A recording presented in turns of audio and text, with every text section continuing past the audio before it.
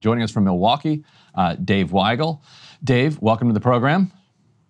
It's good to be back. I have all my lanyards today. I'm really prepared. Excellent. I would love it if you were like one lanyard short and live during the interview. You just get dragged out. They just grab a hook and drag you out. Kicking and screaming. Before we start real quickly, as I told all of you, Jeremy and I launched Dropsite News last week. Breaking Points viewers can get a discount code for that.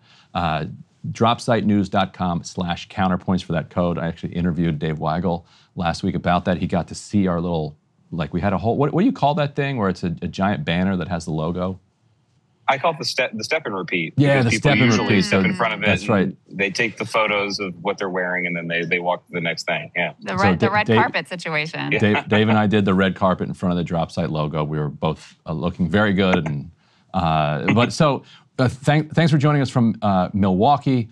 Let's first roll Jonathan Karl from last night with some exclusive reporting here. Good, nice little get from Jonathan Karl about the pressure that Democratic Party leaders are putting directly on Biden. And I am told that the pressure from Democratic leaders for Biden to get out of the race is intensifying. In fact, one person who has been out there publicly defending Biden told me just a short while ago, Biden is going to see the whole house of cards come down soon. As for that meeting in Rehoboth, Delaware, I am told that this was a one-on-one meeting, just the Senate leader and the president, and that Chuck Schumer forcefully made the case that it would be better for Biden, better for the Democratic Party, and better for the country if he were to bow out of the race. And David, when I went to Schumer's office to ask them to tell them I was going to report this and tell you this tonight, absolutely no denial from Senator Schumer's office. They only said this: Leader Schumer conveyed the views of his caucus.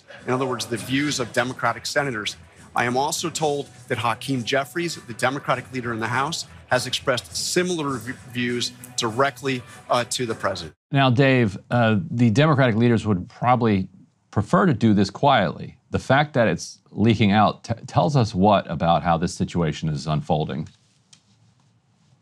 Yes, and it was frozen for really maybe 48 hours and then uncorked again over the week. I remember talking to people in the Trump campaign in Milwaukee on Monday evening, and one point they made was, this is the current climate is good for us, as horrible as it is what happened in Butler, because Democrats are frozen and they're stuck with Biden. And they started thawing out hours later, really the next day. They're getting data all the time. A lot of us who are covering this are sent screenshots of data, recaps of conversations, polling. There has been nothing that suggests that Biden can recover his position. He's been doing poorly generally in interviews since then. And yes, the timing is interesting. It feels like, from what we know, Democrats were talking to Biden on Saturday. Had the shooting not happened, we might be 72 hours ahead of what's happening right now, with a lot of Democrats being willing to call on him to leave. Yeah, and it's not just Schumer in that reported conversation. We can put next piece up on the screen. Adam Schiff came forward publicly and called on Biden to drop out, citing serious concerns he can't win. Schiff being a very close ally of Nancy Pelosi, and this being seen sort of in the same way that Clooney was seen as like a proxy for Obama. Schiff is seen as being a proxy for Nancy Pelosi. But we also have news specifically with regard to Pelosi we can put up on the screen. Dems are calling her with concerns. She's taking detailed notes, they say, of district polls. In one call, she gave a clear indication she wanted Biden off the ticket. One Dem who spoke to her said she's the political voice of the Dem caucus right now. We also have reporting with regards to Hakeem Jeffries making these, having direct conversations as well, and also indicating the deep concerns of himself and his caucus. So, Dave, it seems like there's been sort of like a closing of the ranks. And perhaps while the conversation was frozen in the wake of that assassination attempt, there was a lot happening behind the scenes that we weren't aware of. Yes, there was. Pelosi is a key figure in this publicly. She went on Morning Joe. And the way the Democrats talk about the decision has been fascinating, because Biden has made a public decision and they keep repeating this mantra that he needs time to make a decision, meaning the other one, meaning that he needs to come around and leave the race. Yes, the fact that she has been mobilizing people who are worried about saving their seats says everything. And it is it's not even a conspiracy. It's a little bit too messy for that. But here's another example of how it's working. The idea of this virtual vote to be held as early as possible before the convention because of state ballot deadlines. State ballot deadlines are not necessarily anymore because they got changed. Even this week, that was getting moved around, and Democrats were unable to keep a story straight on it. I was talking to them 2 days ago. Their argument was they needed, at a press conference in Milwaukee, even the chair of the Democratic Party in Milwaukee, all saying we need to have a virtual vote early, probably in July, to get over these deadlines. A day later, the DNC's Rules Committee says, all right, we still want to do a virtual vote, but we want to do it in August. That was another move. It was a much more wonky inside baseball move, but something the party was confidently talking about doing as early as next week. They're now saying they're going to do in August, and that is all to make space for Biden to make this other decision and not to run.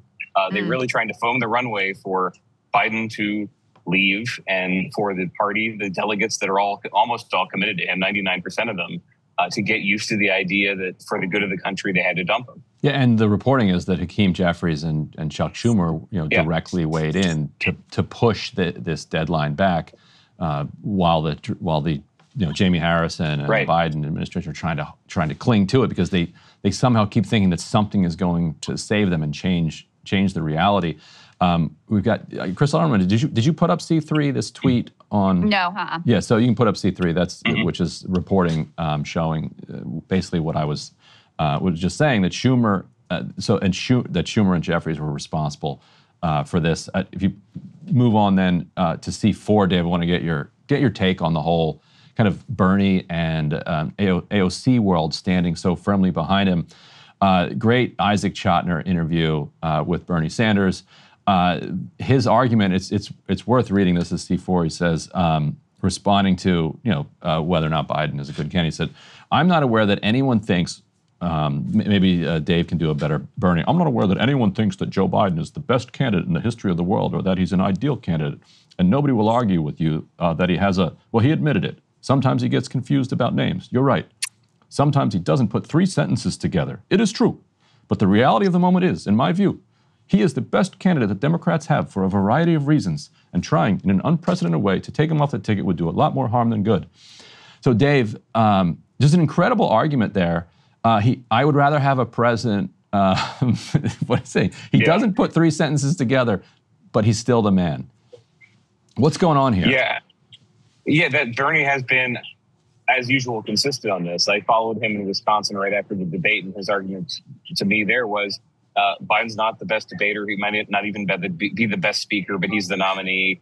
And he is worried about replacing him. There's something you hear, especially from older Democrats who have memories in the 60s and the 70s, that it would be so chaotic if they switched Biden that it wouldn't be worth it. And I've talked to pollsters who say the same thing. If you look at the data, the incumbency advantage is so powerful that if you replace that with chaos, you're going to be worse off. I didn't read this as Biden worrying about Kamala Harris. I do know people on the left who are worried about that, who say that Biden has had incredibly strong pro-labor instincts, antitrust instincts, anti-monopoly instincts, getting out of Afghanistan consistently, that she might bring in different people who are more friendly to Silicon Valley and into big tech.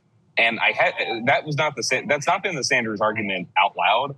I don't think that's much from the left. You see what the left is doing right now, of getting more concessions from Biden on what he's running on. That is the progressive game here. And again, Bernie's done this forever. Bernie's argument in 16 and 20, when he had influence on the platform, was to excite people and to give them a positive reason to vote for you. You need to get off of Trump bashing, and you need to talk about progressive things you can do for people that improve their lives. So he's been successful with this media tour in doing that. Where he departs from a lot of the party, including a lot of senators, is thinking Biden is salvageable enough that he can deliver that. A lot of them think they just don't disagree. All right, the party should be talking more about Medicare price caps, affordable housing, rent caps, etc. But Biden can't do it. Biden tried to do it at the end of the ECP, the event this week you saw in Las Vegas, and couldn't state properly the rent control policy. Right. Like that's the disagreement. Right. Whereas on NATO, we talked earlier about this leaked call with the moderate Democrats, where when he's really forcefully trying to make his case, it's all about NATO and what he's done in the Asian Pacific and things that, frankly, middle-class Americans, the working-class Americans really don't care about. But that's his That's what is ossified there. That's what remains in terms of what he can make the most forceful case on. I saw the Pod Save Bros saying, yeah, Project 2025, that's, it's bad. It's too bad that the President of the United States and the Democratic nominee never brings it up or mentions it or talks about it or seems capable of, articulating that argument against the Republican Party. Dave, I wonder what you make of some of the sort of tea leaves reading and reporting that we're getting of Biden being a little more open to the conversation. He made these comments to BET about, hey, if I got a medical diagnosis, then maybe I'd change my mind. Of course, he got diagnosed with COVID, but I don't think that was necessarily the medical diagnosis he was talking about. You also had some of this behind the scenes reporting that now, rather than just saying, I'm in and that's it, he's saying, well, do you think Kamala can win? He's more open to seeing some of the polling and the data in that direction. What are you hearing and what do you make of those indications? Well, if you listen to Biden's statements, especially interviewers who were pressing him on the polling and electability, he'd often just say the polls are wrong. He'd say that he was up in polls where every public piece of data said that he wasn't.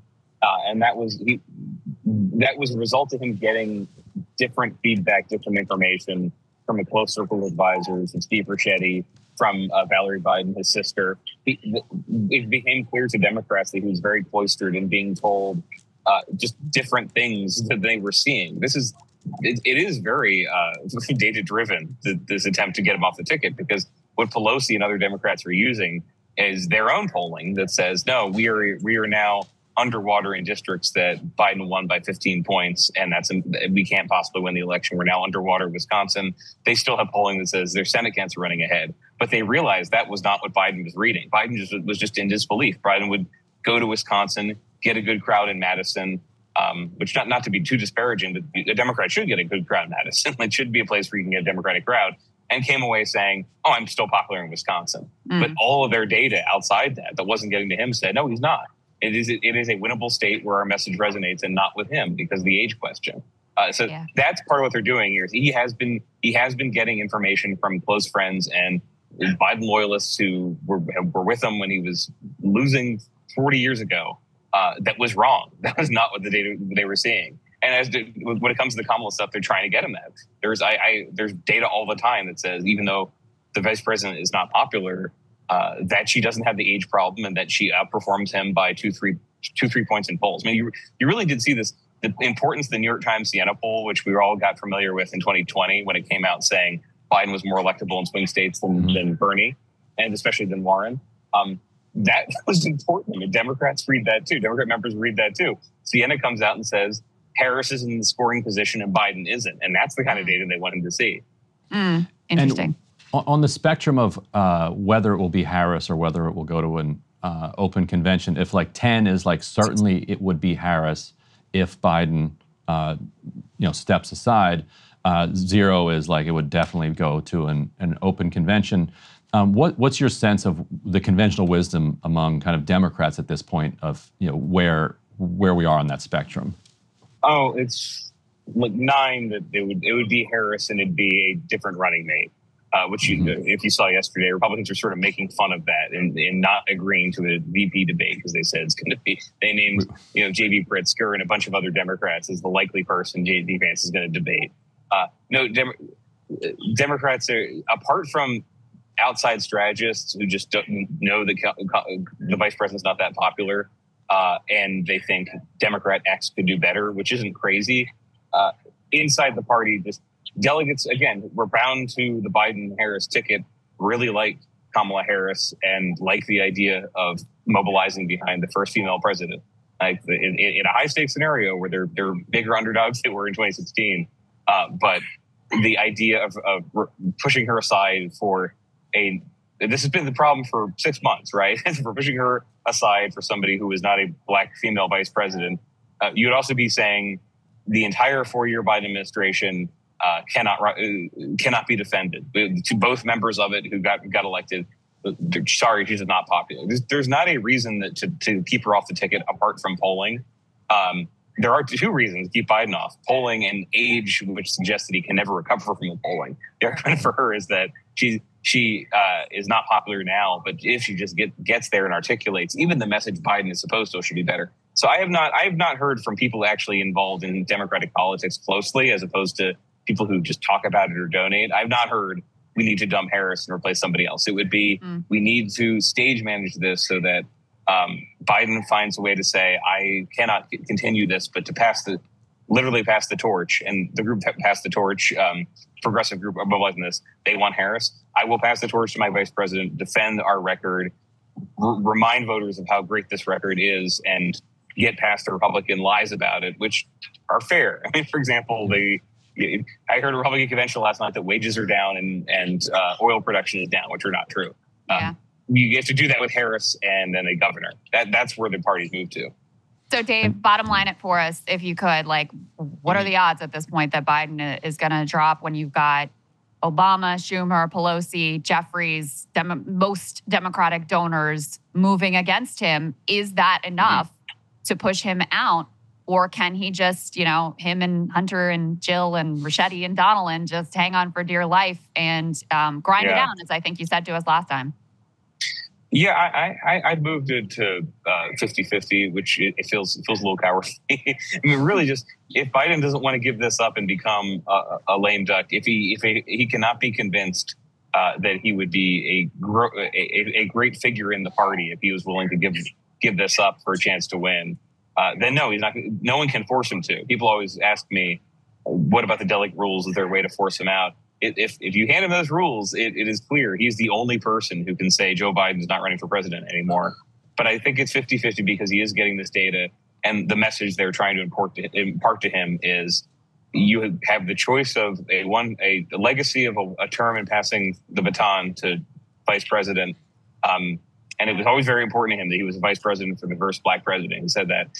Or you can be the guy who handed the keys back to Donald Trump and a Republican majority or Republican Supreme Court. If they impress that on him and he buys it, then that's why he goes. But I do think that's only 50-50. Imagine how pissed the Republicans would be if they've done a whole convention against the wrong candidate. I was talking to Charlie Kirk on the floor last night, and he was saying he was trying to get the word to Trump, please put more Kamala in your speech on Thursday, because he's very worried. I wouldn't say he's worried. He thinks they can beat Kamala, but he was a little bit worried. Yeah, as you said, the RNC was very Biden focused, and a lot of that messaging would go out the door, and they need to reboot. So they definitely, the vibe I get in Milwaukee is Republicans would still rather run against Biden. Gotcha. All right, Dave, thank you so much for your time and giving us some reporting there from on the ground in Milwaukee as well. It's great to see you. Thank you. Great to be here. Hey, if you like that video, hit the like button or leave a comment below. It really helps get the show to more people. And if you'd like to get the full show ad-free and in your inbox every morning, you can sign up at breakingpoints.com. That's right. Get the full show, help support the future of independent media at breakingpoints.com.